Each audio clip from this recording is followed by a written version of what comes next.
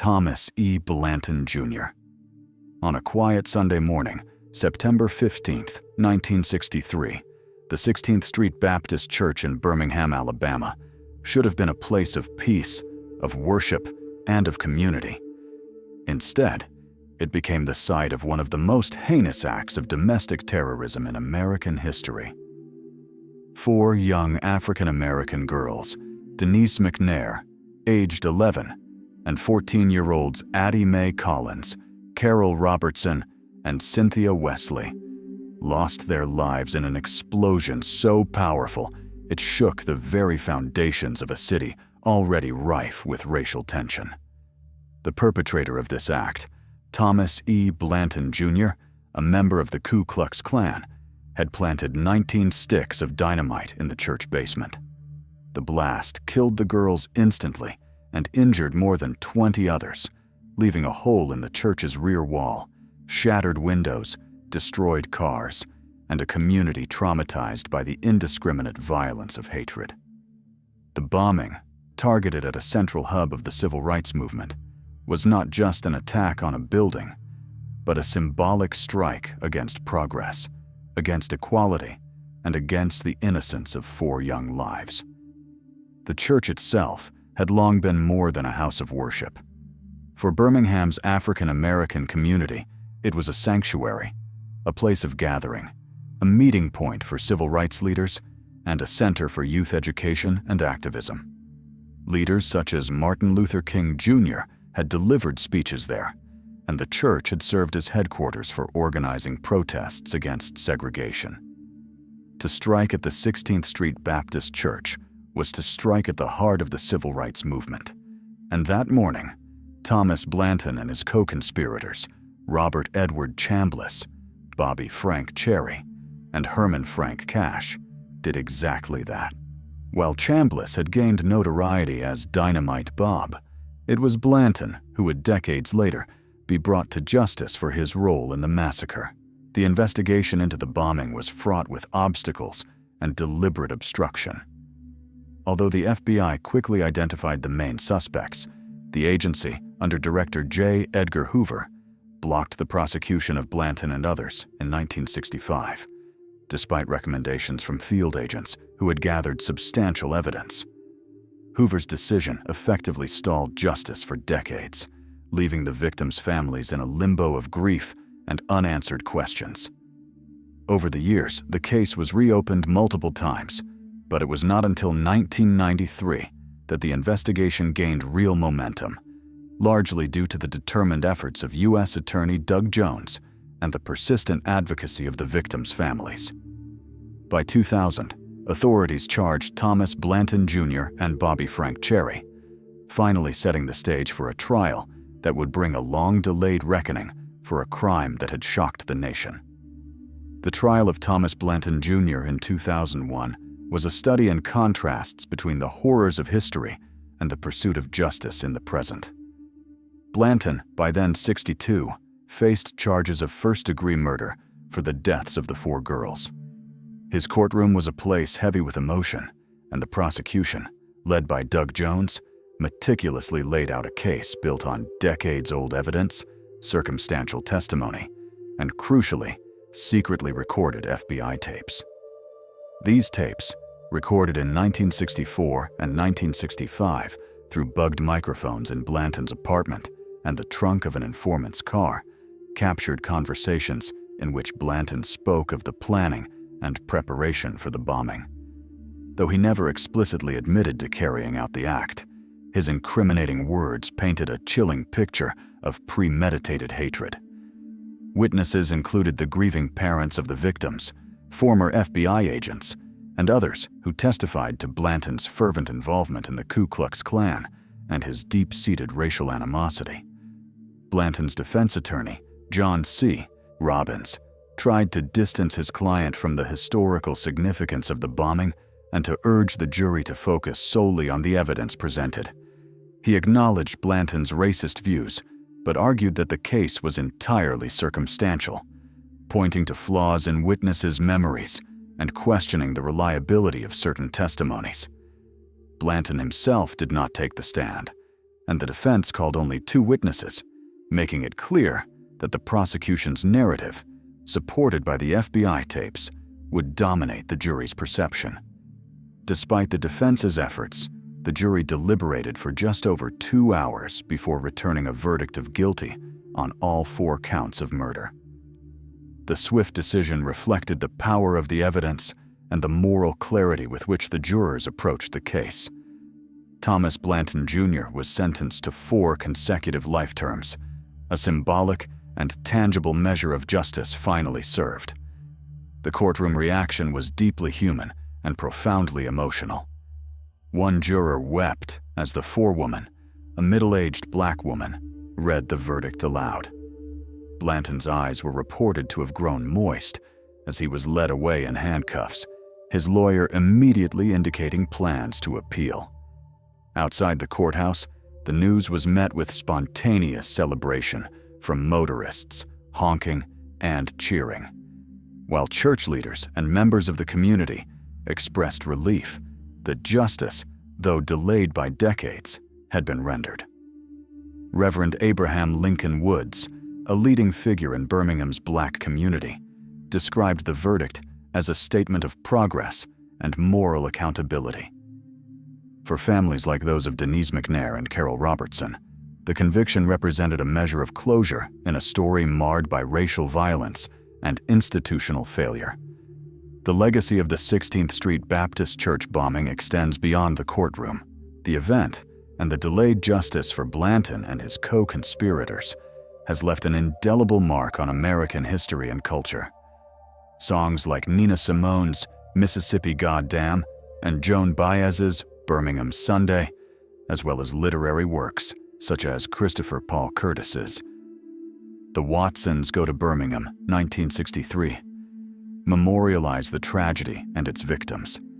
Spike Lee's documentary, 4 Little Girls, further preserved the story for contemporary audiences, reminding the world of the cost of hate and the importance of vigilance against racial violence. The church itself remains a symbol of resilience and remembrance, a place where the past is honored and the lives of the 4 girls are celebrated for their potential. Cut tragically short, but never forgotten. The Blanton trial also underscores the persistence of justice in the face of systemic failure. While the FBI initially obstructed prosecution and the wheels of law turned slowly for decades, the ultimate conviction demonstrates that time cannot fully shield those responsible for atrocities. The bravery and determination of prosecutors like Doug Jones, combined with the unwavering advocacy of the victims' families, exemplify how persistence, moral courage, and careful legal work can eventually bring even the most elusive perpetrators to account. The case is a reminder that even decades after the fact, the pursuit of justice, grounded in evidence and ethical responsibility, can prevail. Robert Edward Chambliss. Robert Edward Chambliss, known infamously as Dynamite Bob, was a man whose ordinary appearance masked a violent allegiance to hatred and terror. Born on January 14, 1904, Chambliss worked as a truck driver for an auto parts company, a seemingly mundane life that belied the darkness within. By the age of 20, he had joined the Ku Klux Klan, embracing an ideology that would drive him to commit acts of terror against African Americans in Birmingham, Alabama, for decades. Throughout the 1940s, 50s, and early 1960s, Chambliss participated in firebombings targeting black families, leaving a trail of fear and destruction that escalated over time. His most notorious act, however, would be the bombing of the 16th Street Baptist Church on September 15, 1963, a crime that would claim the lives of 4 innocent young girls and shock the nation. On that fateful Sunday morning, Chambliss and his co-conspirators carefully planted 19 sticks of dynamite beneath the steps of the church, intending to strike fear into the heart of the African American community. The church was a central hub for the civil rights movement, hosting rallies and speeches by leaders such as Martin Luther King Jr., and serving as a symbol of resistance against segregation. That morning, 5 girls were preparing for their choir rehearsal in the church basement, oblivious to the deadly plot unfolding above them. At 10:19 a.m., the bomb detonated, instantly killing 4 girls, 11-year-old Denise McNair and 14-year-olds Addie Mae Collins, Carol Robertson, and Cynthia Wesley, and injuring 20 others. The explosion tore a hole in the east side of the building, shattered windows and doors, and filled the air with dust and smoke. Families and neighbors scrambled through the debris in a desperate search for survivors, only to find the lifeless bodies of the children, their young lives extinguished in an act of hatred. Denise McNair, known affectionately as Neetie, was a bright and spirited child who loved hosting plays and raising money for charitable causes. Cynthia Wesley, an adopted daughter of teachers, excelled in academics and music, known for her generosity and the parties she held for friends. Carol Robertson, a straight-A student, choir singer, and Girl Scout, mirrored her mother's love for reading and music, leaving behind a legacy that would inspire the creation of a learning center in her name. Addie Mae Collins, the eldest of 7 siblings, was a peacemaker and avid softball player, remembered for her kindness and active participation in community activities. The horror of their deaths was compounded by the realization that the bombing was not an isolated incident. It was part of a deliberate campaign to intimidate those who supported racial equality. In the immediate aftermath, outrage and grief swept through Birmingham, spilling over into violent confrontations. 2 more African-American youths lost their lives that same day. 16-year-old Johnny Robinson was shot by police after throwing stones at white motorists, and 13-year-old Virgil Ware was killed by 2 white teenagers on a motor scooter. The city was gripped by fear and sorrow, and former Birmingham Police Commissioner Bull Connor inflamed tensions further by suggesting that the Supreme Court and civil rights activists bore responsibility for the deaths, even implying that African Americans might have staged the bombing to provoke public outrage. Despite the clear evidence of Chambliss's involvement, justice did not come swiftly. He was initially arrested for possession of 122 sticks of dynamite without a permit, and was later charged with the murders. In October 1963, Chambliss was acquitted of murder, but fined and jailed briefly for the dynamite possession. The FBI had accumulated evidence implicating him and his accomplices, Bobby Frank Cherry, Thomas E. Blanton Jr., Towam, and Herman Frank Cash, but Director J. Edgar Hoover suppressed the information, preventing prosecutors from acting on it. For more than a decade, Chambliss remained unpunished for the deaths of the 4 girls.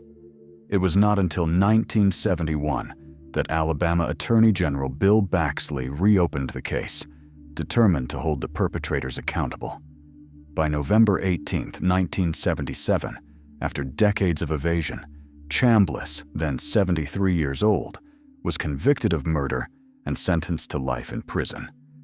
He died in an Alabama prison on October 29, 1985, still proclaiming his innocence, but the lives he destroyed were undeniable. Bobby Frank Cherry. Bobby Frank Cherry, born on June 20, 1930, in Mineral Springs, Alabama, would become one of the most infamous figures in the violent history of the Ku Klux Klan, a man whose actions left an indelible scar on the civil rights movement in the United States. Known among white supremacist circles as a dedicated member of the United Klans of America, Cherry's life was intertwined with hate, violence, and the belief that terror could preserve a racially segregated South. He was a man whose outwardly ordinary life working as a truck driver, welder, and cab driver hid the depths of his ideological extremism and capacity for cold-blooded murder. It was his connection to one of the most notorious acts of domestic terrorism in American history, the bombing of the 16th Street Baptist Church in Birmingham, Alabama, that would ultimately define his legacy, leading to his conviction in 2002 decades after the crime had shocked the nation. On a quiet Sunday morning, September 15, 1963, Cherry, along with 3 other Klan members, executed a plan that would claim the lives of 4 innocent African-American girls, an attack meant to intimidate a community and strike fear into the heart of the civil rights movement. Cherry planted 19 sticks of dynamite in the church basement, a space where young girls were preparing for the Sunday service. Among the victims were 11-year-old Denise McNair and 14-year-olds Addie Mae Collins, Carol Robertson, and Cynthia Wesley. Their deaths, the result of senseless racial hatred, would resonate across the nation and mark a turning point in the fight for civil rights. The explosion tore through the church at 10:19 a.m., collapsing the lower floor and leaving a scene of devastation. Windows were blown out, walls cracked, and debris littered the streets as the community scrambled to rescue the injured and recover the bodies of the young victims. The horror was compounded by the fact that the church had long been a beacon for the African American community, serving as a meeting place for rallies, protests, and speeches, including appearances by Dr. Martin Luther King Jr. It was a symbolic target, chosen deliberately to send a message that those who challenged the established racial order could expect violence in return. In the immediate aftermath, outrage and grief swept through Birmingham and beyond. People of all races mourned the loss of the 4 girls, attending funerals in the thousands, where the pain of the African American community was acknowledged by white citizens who recognized the atrocity of the crime. Dr. King himself delivered a eulogy at one of the services, witnessing the profound impact this single act of hatred had on the national consciousness. Despite the immediate identification of Cherry and his co-conspirators as suspects, justice would not come swiftly.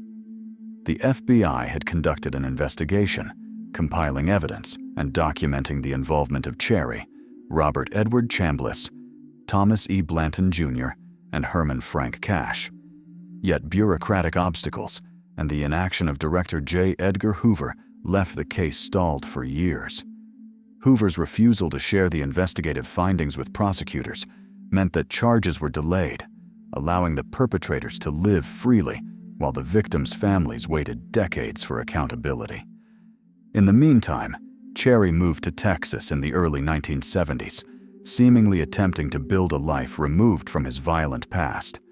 He married multiple times, fathered 15 children, and worked a series of ordinary jobs, blending into society even as the crime he had committed remained unresolved. Yet the shadow of the 16th Street Baptist Church bombing never left him.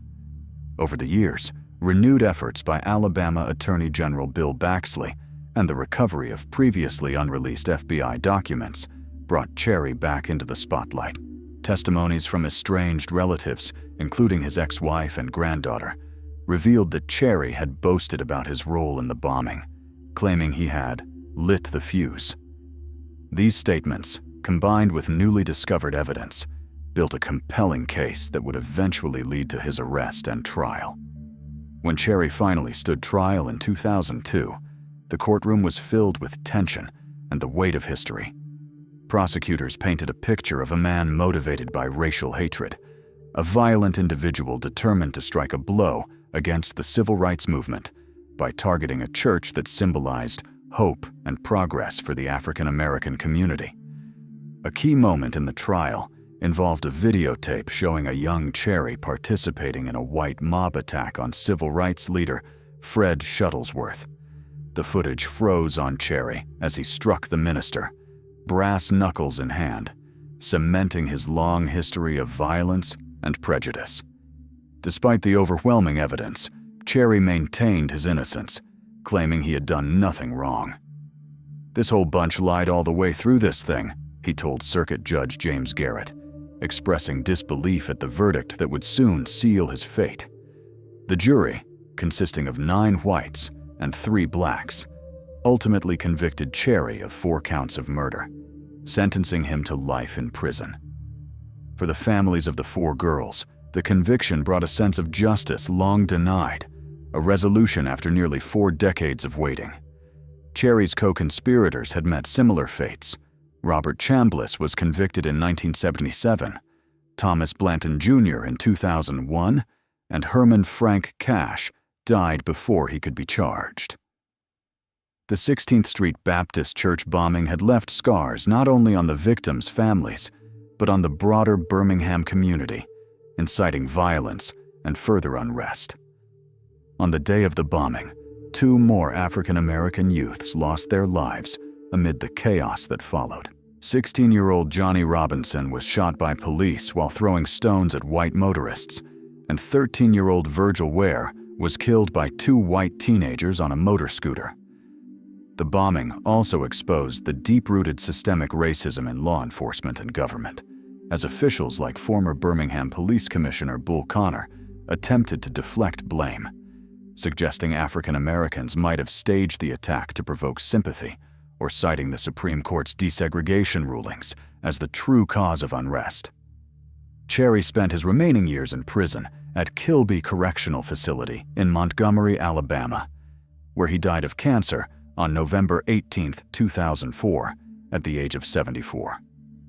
His death closed the chapter on one of the last remaining perpetrators of a crime that had shaped the trajectory of civil rights in America. Christopher Thomas Johnson. Christopher Thomas Johnson's story is one that shocks and horrifies in equal measure. Born on December 26, 1972, in Escambia County, Alabama, Johnson would later commit an act so violent and incomprehensible that it would forever mark him in the annals of American crime. On February 18, 2005, Johnson killed his 6-month-old son, Elias Ocean Johnson, in the family home in Atmore. The murder, brutal and deliberate, was fueled by hatred toward his wife, Dana Johnson, and a desire to escape the responsibilities and perceived threats she represented. Johnson's actions were calculated, chilling, and in full view of the law once the crime was discovered. That night, after several failed attempts to silence his son, Johnson laid on top of Elias, smothering him with his hand for extended periods, forcing his fingers into the infant's mouth and down his throat, and striking him repeatedly, all in an attempt to quiet the crying child while Dana slept. When Dana awoke, she found Elias unresponsive and cold to the touch. The forensic pathologist would later testify that the baby suffered at least 85 separate injuries, including blunt force trauma to the head and suffocation. Injuries so severe they could not be explained as accidental. Johnson's testimony at trial confirmed his motives. He killed Elias not in a fit of temporary anger, but because of a deep, enduring hatred for his wife and a refusal to be entangled in threats of alimony or child support. He claimed that Elias's death was a direct path to avoiding confrontation with Dana, framing a crime driven by self-interest and malice. The aftermath of the murder was a chilling blend of confession and methodical preparation for the consequences. Johnson represented himself during portions of the trial, a rare and startling choice that revealed both his disregard for the legal process and his desire to assert control over his fate. He waived the traditional appeals process, signaling his acceptance, or perhaps his demand, for capital punishment. Johnson's choice to represent himself was scrutinized closely by the court, which ensured that he understood the full consequences of self-representation. The court documented that he was aware of his rights, the dangers of foregoing counsel, and the near certainty that his death sentence would be upheld. Johnson's IQ, educational background, and criminal experience demonstrated that he was capable of making an informed decision, and he insisted on controlling every aspect of his trial and appeal, reinforcing the cold deliberation behind his actions. The trial itself was brief in terms of jury deliberation, but intense in its emotional and evidentiary weight. Prosecutors presented harrowing testimony from medical experts, detailing the extent of Elias's injuries, including contusions, bruises, ruptured blood vessels, and bite marks, and outlined the suffocation and blunt force trauma that led to his death. Witnesses described Johnson's own confessions, including his admission that he had intentionally caused the child's death to prevent further conflict with his wife. The jury had little difficulty in reaching a guilty verdict, returning a sentence of death after deliberating for less than 30 minutes. During the penalty phase, Johnson offered no evidence in mitigation, instead urging the jury to impose the death sentence, an almost unprecedented request that underscored his desire to control not only the life of his child, but also his own fate within the justice system. In the years following the sentencing, Johnson remained steadfast in his refusal to pursue appeals, a decision that placed him on a rapid path to execution. He was housed on death row at Holman Correctional Facility, where he spent less than 6 years awaiting execution, a remarkably short period compared to the average death row inmate, who can spend over a decade in appeals and review. In those final years, Johnson's conduct remained consistent with the cold, detached demeanor that marked the murder itself. On the day of his execution, October 20, 2011, Johnson's final meal consisted of a turkey bologna sandwich with tomatoes and cheese, French fries, and an orange drink, along with a Reese's cup, pretzels, and grape Sunkist from a vending machine. He spent the day with his brother, Thomas Eugene Lagos, who would also witness the execution, and engaged in brief conversation, reportedly discussing the Bible and Johnson's sense of repentance for the pain he caused. As the lethal injection began, Johnson's final words were simple, chilling, and emblematic of his controlling nature. Game over. He was pronounced dead at 6:25 p.m., completing a crime and punishment arc that unfolded over 6 harrowing years. Andrew Reid, Lackey. On the night of October 31, 2005, the quiet streets of Athens, Alabama, were illuminated not by the glow of jack-o'-lanterns or the laughter of children in costume, but by the shadows of an approaching horror. Inside a stately brick home on North Hine Street, 80-year-old Charles Newman, a retired building contractor and World War II veteran who had stormed the beaches of Normandy in 1944, was about to face a nightmare that no one could have predicted. Newman, a widower, lived alone in the house, estranged from his son, but connected through memory and loyalty to his grandson, Derek, a young man who had known Andrew Reid Lackey since childhood.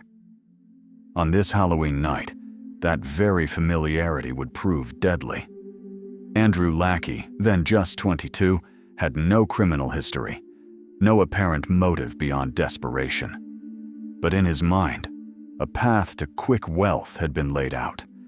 The belief that Newman had a vault filled with cash and gold. It was this belief, fueled by stories he had been told by Derek, that led Lackey to plan a robbery that would end in unimaginable violence. Lackey's approach to Newman's home was unremarkable on the surface, polite even, according to later reports. But behind the veneer of a young man who once sold items online and maintained a quiet life in Huntsville, a storm of violence was brewing. It is believed that Lackey forced entry through the back door of the home, encountering the elderly veteran inside. Armed with a .38 handgun, he confronted Newman, demanding the location of the vault. Newman, displaying the courage and composure that had defined a lifetime of service and survival, managed to place a call to 911. On the recording, the operator could hear Newman attempting to reason with the intruder, his voice calm but firm. "Come sit down and let me pray for you." His words were not just a plea. They were an attempt to reach the humanity in the young man he had known as a friend of his grandson.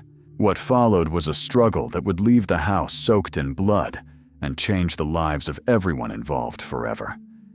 Newman, though frail with age, was not defenseless. He grabbed his own firearm, and shots rang out inside the den. Lackey, reacting with lethal ferocity, attacked Newman with a knife, stabbing and slashing more than 70 times, leaving the tip embedded in Newman's skull. He also shot the elderly man in the chest, ensuring that the struggle ended in death. Despite his injuries, Newman fought to the end, embodying the courage that had defined him as a soldier and a man of principle. The scene investigators would later describe was chaotic, horrific, and deeply tragic. A home turned into a battlefield where age and experience were no match for desperation and violence. After the murder, Lackey attempted to drive himself to the hospital, carrying the very wounds inflicted by the man he had come to rob. He was forced to stop for help on the way, and an alert employee called authorities. Lackey was arrested without further incident and received medical attention for his gunshot wound, yet he refused to disclose how he had been shot. Police found a bloody knife and his handgun in his car, along with evidence linking him to Newman's blood via DNA. The pieces of the crime scene, combined with the 911 call, painted a stark picture of a robbery gone fatally wrong. A young man, known to the family, turning a moment of trust into one of the most brutal homicides the town had seen in decades. Lackey's trial began in 2008, and the gravity of his actions quickly became evident to the jury. The prosecution laid out the sequence of events with precision: the forced entry, the confrontation, the shooting and stabbing, and Lackey's attempts to escape justice. During the proceedings, it emerged that Lackey had once been a friend to Derek Newman, that he had lived a relatively quiet life, and that his turn to violence was as shocking as it was incomprehensible. The defense sought to explain his behavior through psychological evaluation, highlighting that Lackey showed signs of autism and was taking multiple psychotropic medications. His parents took the stand, pleading for leniency and describing a son who, though troubled, was capable of love and social connection. The jury, however, found the calculated brutality of the murder and the premeditation involved in the robbery outweighed any mitigating factors. On April 3, 2008, Andrew Reid Lackey was sentenced to death. He had by this time already made the decision to forego appeals, writing directly to the Alabama Supreme Court to request an execution date. Prisoners' rights groups, including the Equal Justice Initiative, argued that Lackey was mentally ill and had not been properly evaluated before waiving his appeals. They contended that his mental state, shaped by autism and medication, should have prompted further investigation before allowing him to end his own legal battle. Despite these appeals, courts ruled that Lackey's request could proceed, and the wheels of justice moved inexorably forward toward his execution. The years on death row were quiet, punctuated by brief visits from family and the occasional correspondence with other inmates or advocates. Lackey's mother, father, brother, and aunt were present on July 25, 2013, the day of his execution, sitting silently as he faced the culmination of his legal and personal decisions. In the sterile room of Holman Correctional Facility, Lackey lay strapped to a gurney. Warden Gary Hetzel asked if he had any final words. "No, sir, I don't," he replied. A chaplain knelt by his side, offering a prayer, while Lackey took several deep breaths, seemingly drifting into a final, quiet sleep. At 6:25 p.m., Andrew Reid Lackey was pronounced dead. His last meal had been a simple comfort: grilled cheese and bologna sandwiches with French fries, a mundane ritual before the extraordinary finality of execution. Lam LUONG. On the cold morning of January 7, 2008, in Mobile County, Alabama, a tragedy unfolded that would shock the nation and leave a small fishing community in disbelief. Lam LUONG, a Vietnamese refugee who had arrived in the United States as a teenager, reportedly loaded his 4 young children into a van and drove to the Dauphin Island Bridge. His children, Ryan Phan, 3, Hannah LUONG, 2, Lindsay LUONG, 1, and Danny LUONG, just 4 months old, were innocent bystanders in a storm of anger, substance abuse, and marital strife. By the end of the day, all 4 would be dead, thrown one by one into the icy waters of the Mississippi Sound, an act that defied comprehension and set in motion a legal battle that would stretch for years. The children's mother, Kyu Fan, testified later that the argument leading up to the murders was intense and that Luong had been struggling with drug addiction, unemployment, and infidelity. The family had temporarily relocated to Georgia after Hurricane Katrina devastated their home in Bayou La Batre, only to return months later to rebuild. But the pressures of life, addiction, and personal turmoil appeared to have taken their toll.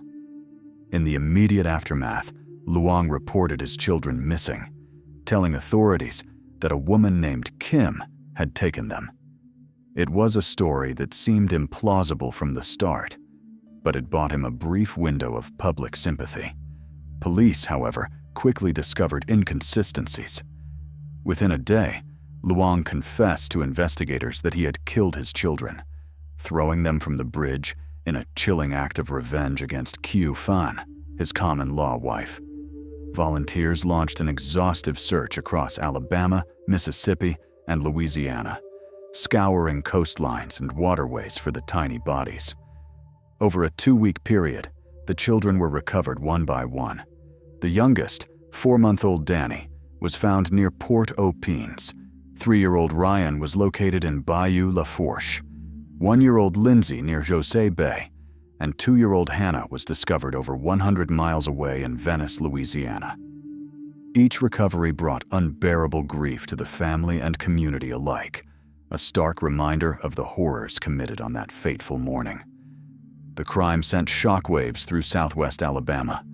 Hundreds of volunteers took to boats, aircraft, and shorelines, desperate to recover the children, while the community struggled to understand how such a tragedy could occur. The public funeral, attended by over 600 people, became a somber focal point for collective mourning, with handmade memorials, cards, and gifts flooding the Bayou La Batre Community Center. The grief was palpable. For a small community, the loss was incomprehensible. Lam LUONG, 38 at the time, faced the full weight of the legal system. He initially pleaded guilty to capital murder, acknowledging the horrific nature of his acts and requesting the death penalty. In a handwritten note, he stated, "I no longer want to live, but I don't know how to die," signaling a disturbing resignation to the consequences of his actions. His defense attorneys, Greg Hughes and Art Powell, had attempted to argue that Luong was battling addiction, depression, and the after-effects of a turbulent past, including his difficult childhood in Vietnam, where he was ostracized for being of mixed race. They urged the court to consider life imprisonment without parole, highlighting mitigating circumstances. However, the court found the aggravating factors overwhelming.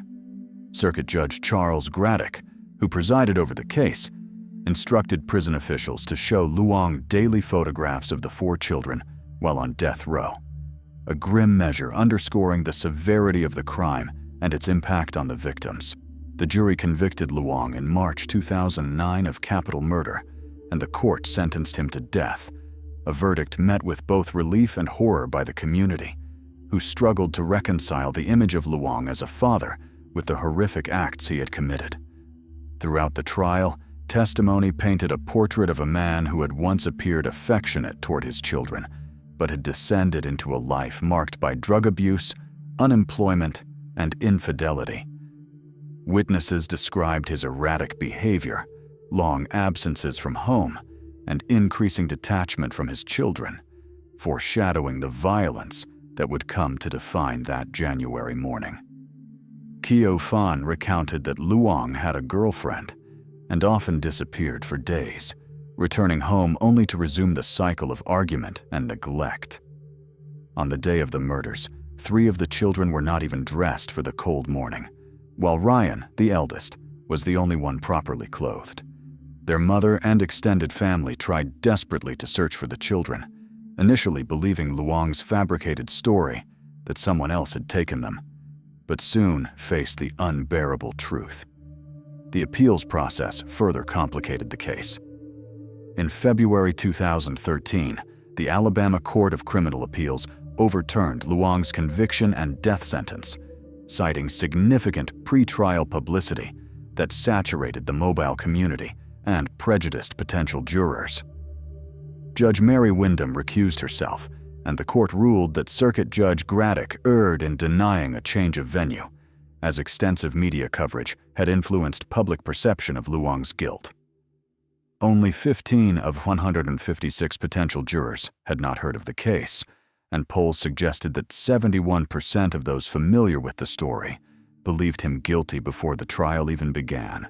The appeals court also noted other procedural errors, including the denial of funds for defense investigators to travel to Vietnam, inadequate Vietnamese language interpretation during the trial, and the improper use of a police demonstration involving sandbags dropped from the bridge. Despite these legal challenges, the horrific nature of the crime remained unchanged, and the community continued to grapple with the devastating loss of 4 young lives. Lam Luong's actions not only ended the lives of his children, but left an indelible mark on the hearts of those who knew the family and the countless strangers who followed the case nationwide. His name became synonymous with tragedy, a chilling reminder of the destructive potential of anger, substance abuse, and untreated personal demons. The aftermath of the case prompted conversations about the vulnerability of children in domestic settings, the psychological impact of refugee experiences, and the importance of mental health interventions for families under stress. While the courts wrestled with procedural fairness and due process, the memories of Ryan, Hannah, Lindsay, and Danny lingered, memorialized not only in cemeteries and memorials, but in the collective consciousness of a community forever changed. Bruce D. Mendenhall. Bruce D. Mendenhall, an Illinois long-haul truck driver, appeared to the world as an ordinary man, married with 2 daughters, and living in a small home in Albion, Illinois, surrounded by farmland. Neighbors recalled a man who kept to himself, often sitting silently in his semi-truck while his wife conducted mundane errands, showing catalog items to local residents. To those who encountered him, he was slightly different, a little cold, but fundamentally ordinary. A man with a steady job and a family, the kind of man you wouldn't suspect of harboring a dark secret. Yet beneath this mundane exterior lurked a predator whose crimes would shock multiple states across the Southeast. Mendenhall's story took a sinister turn in the summer of 2007, beginning with the murder of 25-year-old Sarah Nicole Hulbert at a Nashville truck stop on June 26th. Detectives quickly realized the scope of the danger posed by Mendenhall when, on July 12, 2007, Detective Sergeant Pat Postiglione spotted a yellow tractor trailer matching surveillance footage from the night of Hulbert's death. A routine inspection turned into a chilling discovery. A large plastic bag filled with bloody clothing, a rifle, knives, handcuffs, latex gloves, black tape, cartridges, a nightstick, and sex toys. DNA analysis later revealed the presence of 5 different women, hinting at a serial killer's horrifying trail. Arrested immediately, Mendenhall's calm demeanor betrayed nothing of the terror that investigators had begun to uncover. He quickly became the prime suspect in multiple murders of women, mostly young prostitutes, across Tennessee, Indiana, and Alabama, with police later expanding the investigation to include Georgia, Illinois, New Mexico, Oklahoma, and Texas. The first confirmed confession came from Hulbert's murder, followed by admissions regarding Samantha Winters, 48, whose body had been discovered in a trash can at a Lebanon, Tennessee truck stop. Lucille Gretna Carter, 44, was found dumped nude with a plastic bag over her head in Birmingham, Alabama, while 31-year-old Karma Purpura vanished from Indianapolis, leaving only DNA evidence linking her to Mendenhall's truck. Each crime painted the picture of a methodical killer who used his long-haul routes as cover, selecting victims from vulnerable populations and using his truck as both a hunting ground and a transport for his grim trophies. Investigators noted that some victims were shot, others left in trash bins, some mutilated with parts taken as macabre souvenirs. Each act revealed a chilling evolution in Mendenhall's methods, a man adapting his killings to remain one step ahead of law enforcement. As police dug deeper, a disturbing pattern emerged. Mendenhall's crimes were not limited to opportunistic killings. While incarcerated, he plotted further murders, attempting to hire inmates to kill 3 witnesses and even 2 detectives involved in his case, showing a cunning mind willing to manipulate others to continue his spree even from behind bars. In February 2010, these plots resulted in a 30-year prison sentence, a rare measure of justice for an individual whose violence threatened to expand far beyond his confirmed crimes. The life of Bruce Mendenhall stands as a stark reminder of the evil that can hide behind the facade of normalcy. Despite his seemingly ordinary life in Albion, complete with family and familiar routines, he used his occupation and mobility to stalk, kill, and terrorize. His arrests and subsequent confessions exposed a dark network of crimes that spanned several states and claimed multiple lives, some of which are still officially unresolved. Victims like Sarah Hulbert, Samantha Winters, Lucille Carter, and Karma Purpura were silenced violently. Their lives abruptly ended at the hands of a man whose outward appearance belied the depths of his depravity. Law enforcement's meticulous investigation, led by detectives like Pat Postiglione, was instrumental in piecing together the breadth of Mendenhall's crimes, from forensic evidence in his truck to DNA matches linking him to unsolved murders and disappearances. Each step in the investigation revealed not only the horror of the individual killings, but also the systematic nature of Mendenhall's operations, how he exploited his role as a long-haul driver to access vulnerable women across multiple jurisdictions. The investigation extended to potential connections in Georgia, Indiana, Tennessee, and beyond, including missing women like Deborah Ann Glover and Letitia Yvonne Milliken, whose lives intersected tragically with Mendenhall's path of violence. While some charges, like the solicitation of murders against detectives, were dropped, Mendenhall's convictions for murder for hire and solicitation confirmed a persistent willingness to perpetuate violence, a testament to the enduring danger he posed. Through trials and investigations, the case of Bruce Mendenhall unfolded as a chilling narrative of a predator cloaked in normality, a man whose outwardly unremarkable life hid a lethal obsession that left dozens at risk. His crimes highlight the vulnerabilities faced by marginalized populations, particularly women in precarious circumstances, and the crucial role of vigilant policing and forensic science in stopping such predators. Evan James Miller. On the night of July 15, 2003, a quiet trailer park in Lawrence County, Alabama, would become the scene of a tragedy that would shock a community and spark a legal battle that reached the United States Supreme Court. Evan James Miller, just 14 years old, and his 16-year-old accomplice, Colby Smith, were not hardened criminals, at least not in the eyes of those who knew them. They were troubled teenagers, each carrying the weight of fractured families, neglect, and psychological struggles. Yet on this night, they committed an act of violence so extreme that it would alter the course of their lives forever. Cole C. Cannon, a 52-year-old neighbor who had only recently moved into the country living trailer park, would become their victim. Cannon, a former owner of a baseball card shop and an avid collector, had just settled into his new home when the teens targeted him, first for robbery, then for murder. The sequence of events began innocuously enough, or so it appeared.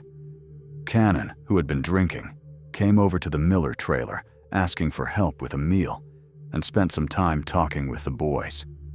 That night, Miller and Smith sought to obtain drugs and cash from Cannon, but failed. Instead, they stole a portion of his baseball card collection, an act that would set off a chain of events, culminating in his death. As the evening turned into the early hours of July 16th, Cannon returned to his trailer. Miller and Smith, now emboldened, returned with the intent to incapacitate him and take what they could. They played drinking games, smoked marijuana, and gradually rendered him unconscious. When Cannon awoke and resisted, the situation escalated beyond anyone's imagination.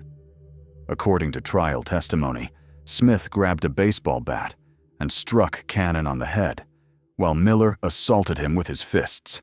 The violence continued relentlessly.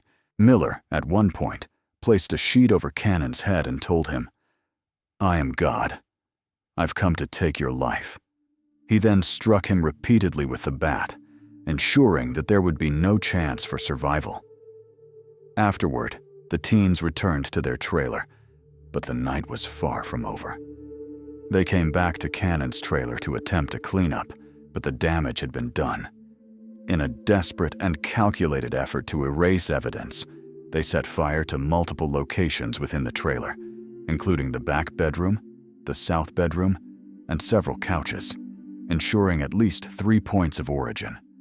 The fire would eventually claim Cannon's life, though the blunt force trauma he had suffered played a critical role in his inability to escape. Firefighters who arrived later found blood spatters on walls, a coffee table, towels, and a pillow, painting a harrowing picture of the struggle that had unfolded. Cannon's body, discovered in the hallway leading to the back bedroom, bore signs of multiple rib fractures and contusions, evidence of the brutal beating before the flames consumed the trailer.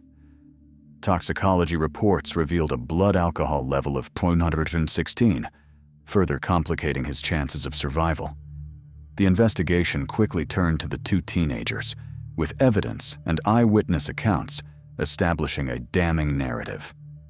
Miller's own statements, initially inconsistent and evasive, eventually outlined the sequence of events that led to Cannon's death.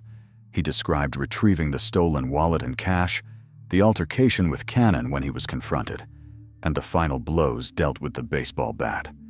Smith's testimony corroborated much of this, detailing the repeated trips between the Miller and Cannon trailers, the escalation of violence, and the deliberate setting of fires to conceal the crime. When authorities examined the scene, they found multiple points of origin for the fires, bloodstains consistent with the victim's DNA, and items missing from Cannon's trailer, including his wallet and baseball cards. The autopsy revealed that Cannon did not die from the fire alone. The blunt force trauma, compounded with smoke inhalation, was the ultimate cause of death. The brutality and premeditation of the act meant that Miller, despite being only 14, would be tried as an adult. The trial drew intense attention, with an all-female jury, mostly mothers, weighing the evidence. Miller's defense argued that he was a troubled teen, suffering from drug dependency, mental health issues, and a chaotic family life that had left him incapable of adult reasoning. His mother, Susan Miller, testified about his history in foster care, previous suicide attempts, and ongoing psychological struggles. But the prosecution painted a starkly different picture. A calculated, violent act driven by greed, reckless disregard for human life, and a level of awareness sufficient to justify adult charges. When the jury returned its verdict, the weight of the evidence left little room for doubt.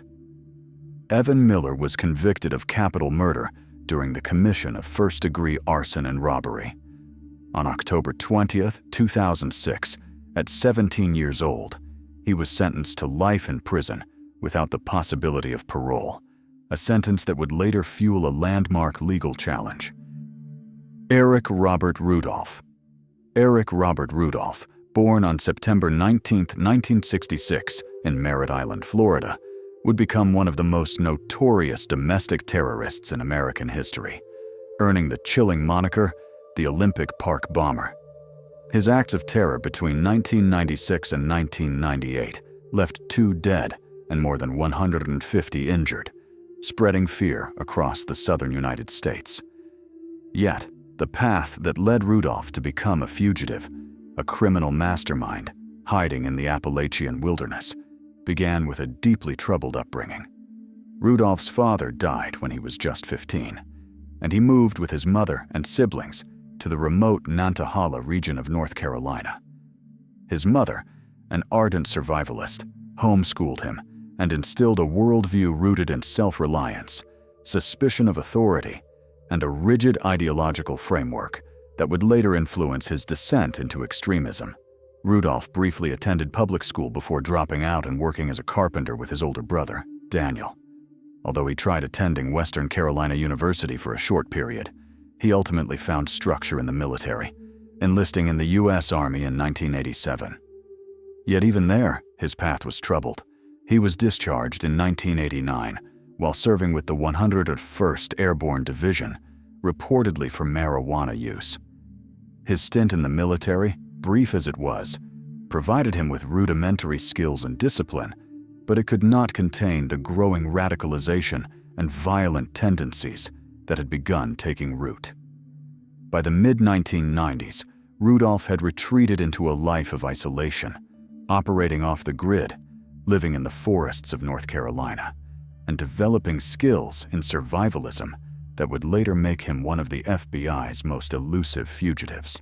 His ideology, reportedly influenced by the Christian Identity movement, a radical white supremacist sect, framed his violent acts, although Rudolph himself later denied deep allegiance to any specific group, insisting he acted in the name of his own anti-abortion and anti-government beliefs.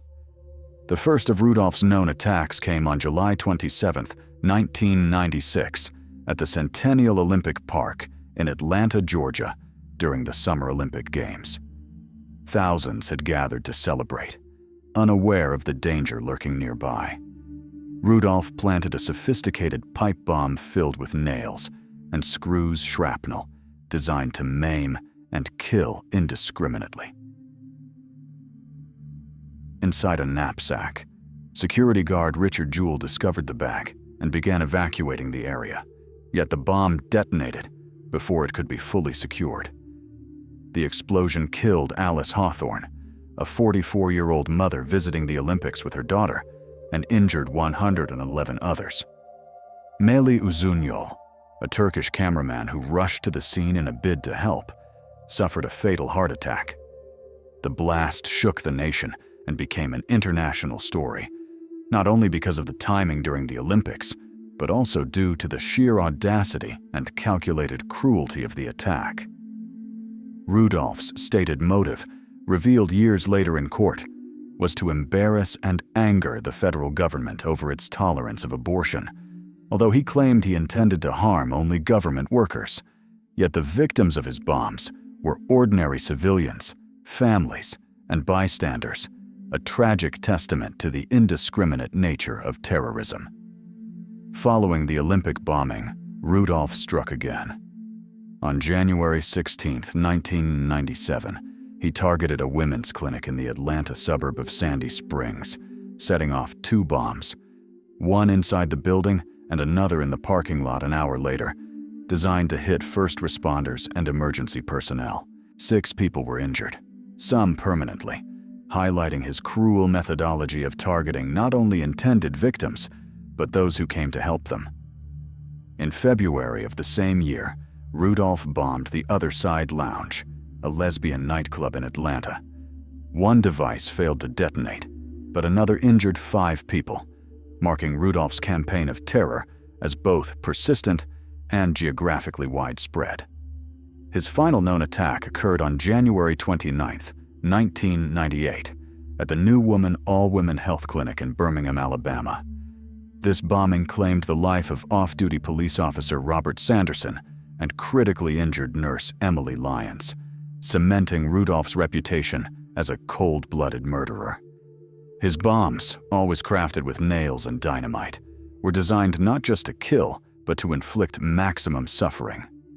The manhunt for Rudolph became one of the most intense in American history. Identified first as a suspect in the Birmingham bombing in 1998, Rudolph was officially placed on the FBI 10 Most Wanted Fugitives list on May 5, 1998, becoming the 454th fugitive to earn the distinction. With a $1 million reward for information leading to his capture, federal authorities scoured the Appalachian wilderness, where Rudolph was believed to be hiding.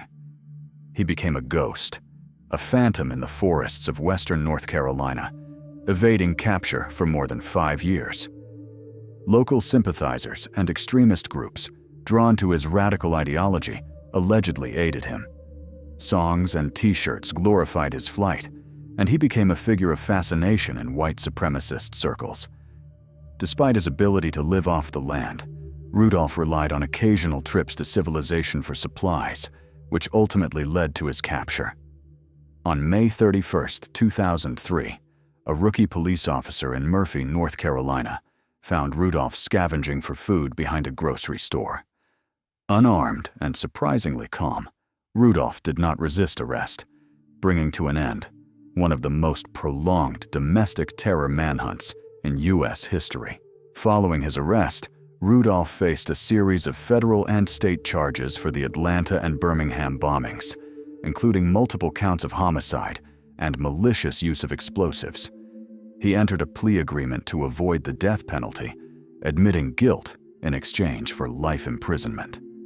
On August 24, 2005, Rudolph was sentenced to 4 consecutive life terms, plus 120 years, and ordered to pay $2.3 million in restitution to victims of his attacks.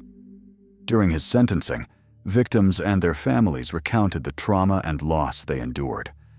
Alice Hawthorne's family, in particular, described their grief over her death at the Olympics, finally finding some measure of closure as Rudolph was sentenced.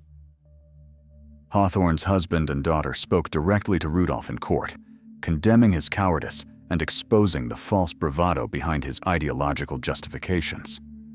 Rudolph's smirks and muttered responses during testimony revealed a chilling lack of remorse, though he did issue a brief apology for his crimes.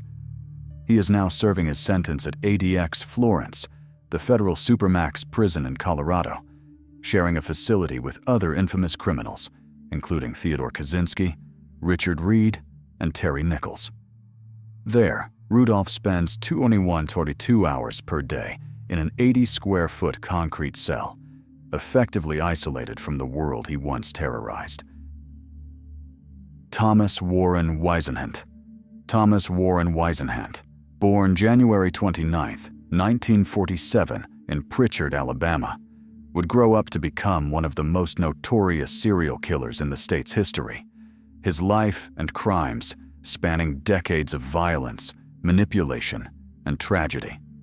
Whisenhant's childhood was marked by dysfunction and control, dominated by a mother whose overprotectiveness and authoritarian presence shaped much of his early psychological development.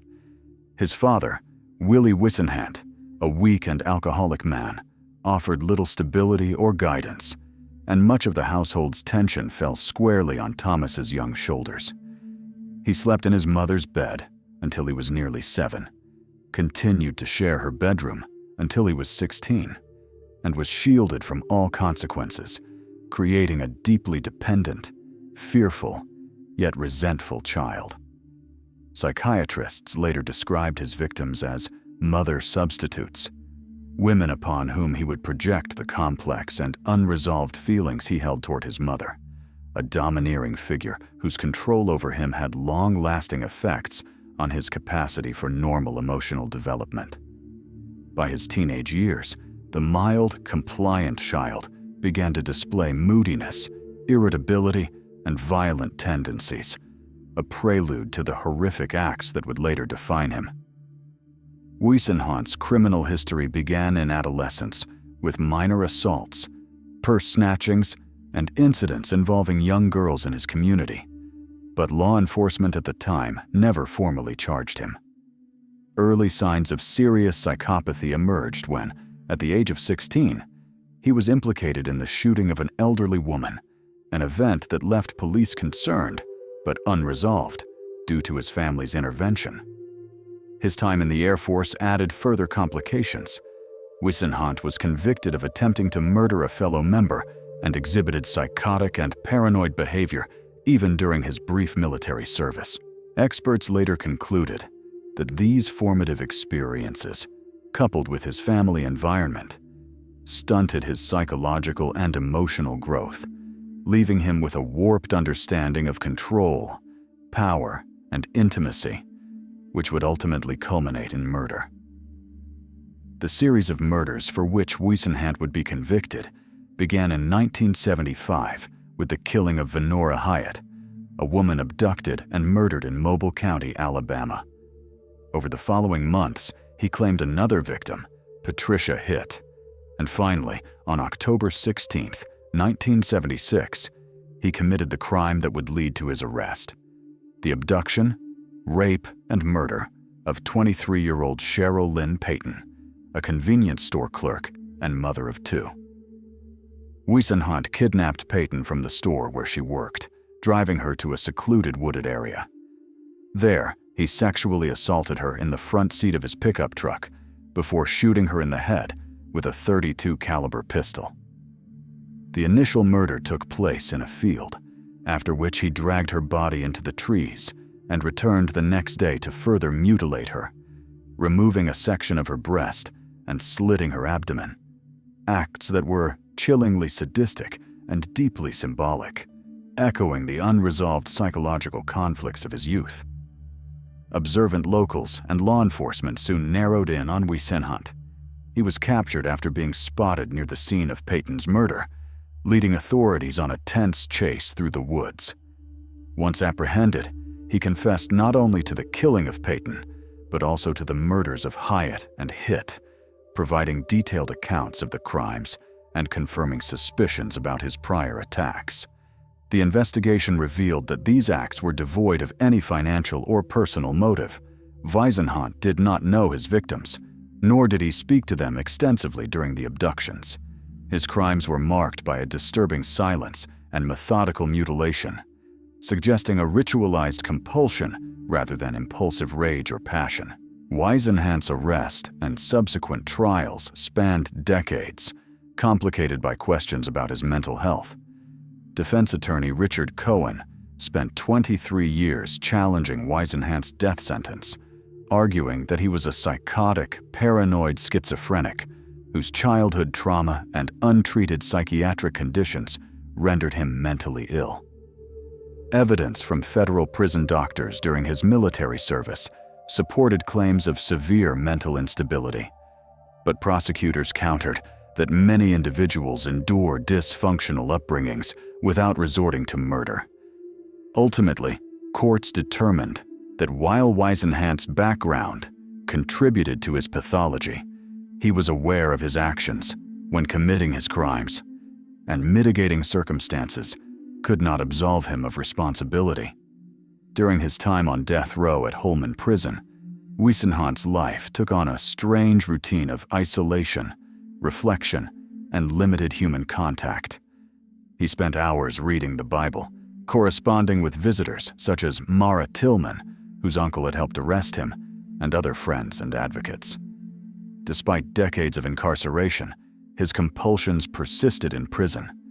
He was known to possess and mutilate images of women, echoing the same patterns seen in his victims. In his final hours, he requested a last meal of chicken leg quarters, French fries, American cheese, orange drink, coffee, and chocolate pudding. He declined to speak before the execution and showed no apparent remorse, actions that deeply angered and distressed the families of his victims. On May 27, 2010, at the age of 63, Thomas WHISENHANT was executed by lethal injection after spending 32 years, 8 months, and 20 days on death row, the longest anyone had waited in Alabama for execution. Dressed in white and strapped to the execution bed, he remained silent, offering no final words. Witnesses described a tense, emotion-filled atmosphere, with some observing subtle gestures from WHISENHANT, interpreted as defiance or indifference. For the families of Cheryl Lynn Payton, Venora Hyatt, and Patricia Hitt, the execution provided no comfort, only the grim closure of seeing the man who had taken their loved ones' lives meet his own end. The state of Alabama recorded WHISENHANT as its 241st executed prisoner, but the psychological scars left by his crimes lingered far beyond the sterile walls of Holman Prison.